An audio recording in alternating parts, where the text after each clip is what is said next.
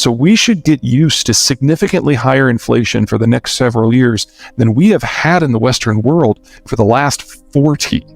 And it's going to last at least 6 years, maybe as many as 8, and that assumes we get started pretty soon. As the world has aged demographically, capital has been available at greater volumes with greater ease at lower rates than any time in human history, and that pretty much defines the last 15, 20 years. And now the people who generated all that capital, the baby boomers as they were moving towards retirement, are moving into retirement. And so the capital costs were always going to skyrocket about right now and continue rising at least into the mid-2030s. We have 15, 20 years of incredibly cheap capital that we now have to process through. And if you look at just the raw data, the United States is okay. We seem to have at least learned most of the lesson from the 2008 financial crisis, but Australia hasn't. Australian credit has risen by a factor of 7 since the year 2000. In the case of India, you're talking about 14. In the case of China, you're talking 34. So the idea that we can kind of let the air out of some of these financial bubbles without them popping is probably a bit of a stretch. Well, I would start by saying that the United States banking sector tends to be among the more healthy ones in the world. And if half of our banks really are insolvent, we're all screwed and it doesn't matter what you do. I happen to not believe that report at all. The idea that there's a lot of stress in the banking sector, that's obviously true. But let me dial this back a little bit and put a couple of things into context. Think about what tech is. Think about what Silicon Valley is. The whole idea is you put a bunch of 20 and 30 somethings into a network if they're not physically in contact with one another, and you pay them to think up things that don't exist. And then you pay them more to figure out how to make those things exist. And then you pay them more to prototype those technologies and even more to operationalize them. And only then do you start building them out throughout society. You don't get money back from any of that. That is all done on credit. And so you have to have a financial system that is deep, that is liquid, and finance has to be easy to come by and above all cheap. And that is exactly the environment we have been in the United States since roughly 1995, largely because the baby boomers have been nearing retirement, but haven't reached retirement yet. What changed last year is we hit majority retirement for the baby boomers. And we've always known that this was coming. We've always known that that money was going away, and now most of it has. And so as a result, we've seen the steepest increase in capital costs in the history of my country. And lo and behold, Silicon Valley got hammered. We won't see the same pace of technological advancement again until such time as we have cheap capital again. That will not happen until we have a new mature worker generation that has not yet retired. That will be the millennials in the 2030s and 40s.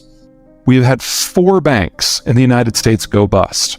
Every single one of them was affiliated with the tech sector. That's to be expected. The fact that only 4 went bust is actually kind of a surprise to me.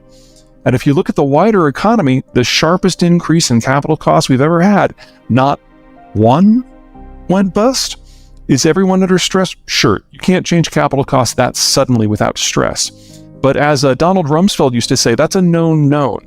This is what the Federal Reserve was built to deal with, and it has tools for this.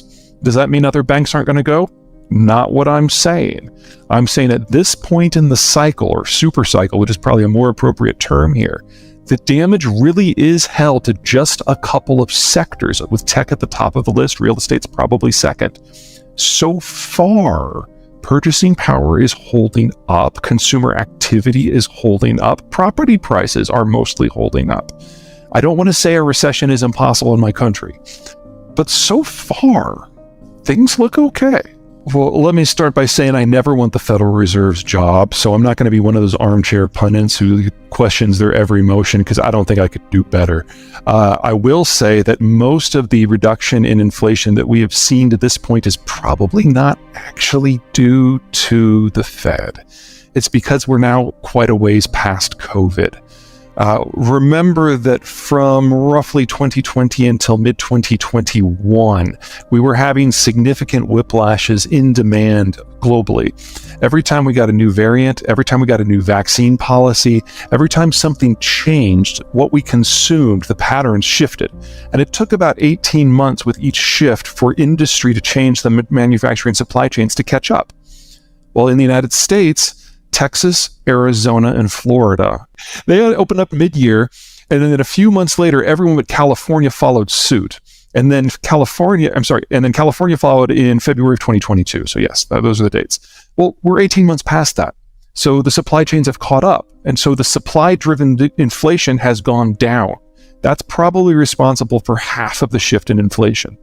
The half that hasn't gone away, that's ultimately rooted in labor. Because remember, the baby boomers, the largest generation we've ever had, the largest worker class we've ever had, is now half retired.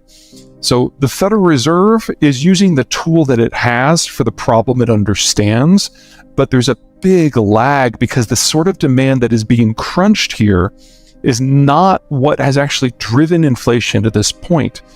If we're going to solve the inflation problem in the long run, we have to fix the supply system. That means training up workers to be more productive. That means a degree of automation, but we have to do that in an environment with more expensive capital, not just because of the Fed, but because of what's going on with the baby boomer retirement.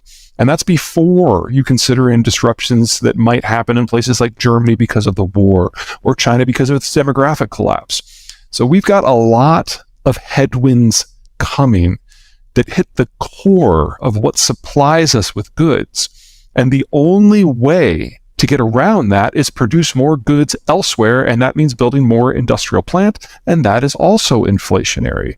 So we should get used to significantly higher inflation for the next several years than we have had in the Western world for the last 40. And it's going to last at least 6 years, maybe as many as 8, and that assumes we get started pretty soon. It doesn't matter who's president. The government is always going to do a degree of spin to help people or to try to get people to not panic. I think to the degree that the governments of the world understand the problem is in some question in my mind.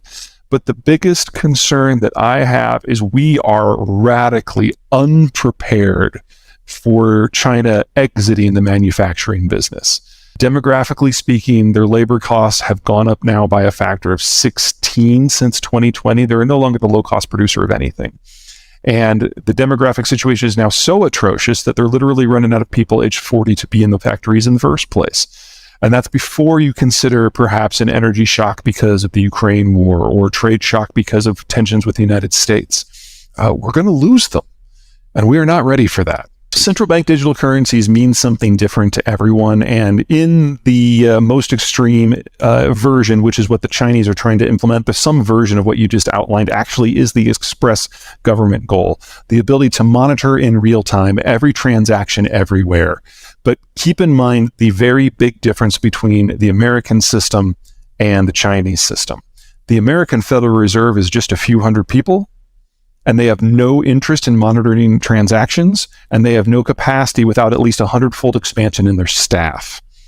China has 1.3 billion people, and government control of everyone's daily life is the first and foremost goal of the Chinese Communist Party. So for one of these governments, a digital currency is expressly designed to do exactly what you said, and in the other case, with the Federal Reserve isn't even sure it wants one. The Federal Reserve is poking at it, but it doesn't at the moment see a very strong use case for an independent digital currency.